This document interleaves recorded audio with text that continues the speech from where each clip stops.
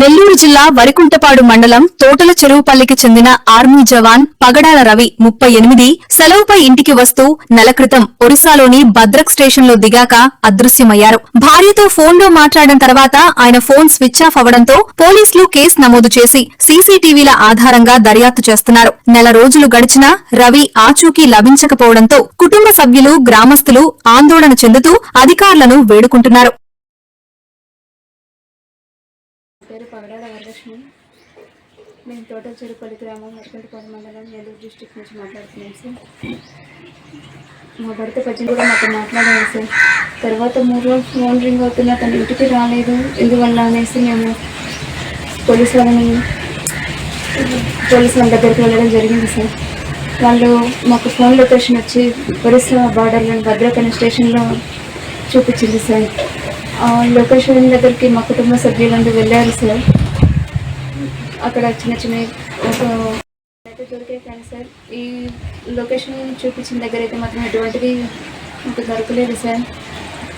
మా పోలీసు వాళ్ళు కూడా వెళ్ళారు సార్, కానీ ఎటువంటి ఇన్ఫర్మేషన్ లేదు. ప్లీజ్ సార్, దయవుంచి ప్రభుత్వం వాళ్ళకి మా యొక్క రిక్వెస్ట్ సార్, పవన్ సార్ గారికి, నారా చంద్రబాబు నాయుడు గారికి, లోకేష్ గారికి మా మనిషిని వెతికి పెట్టండి సార్. మా వల్ల అయితే అవ్వట్లేదు సార్. కానీ ఆయన అబ్జర్వ్ చేస్తున్నారు కాబట్టి ఆయన సిచ్యువేషన్ ఎటువంటి, లేదా దిగటమా లేదా ఇంకేమైనా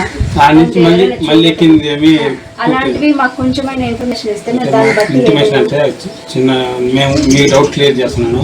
ఇప్పుడు సీసీ కెమెరా అన్ని దగ్గర ఉండకపోవచ్చు. ఇప్పుడు సీసీ కెమెరా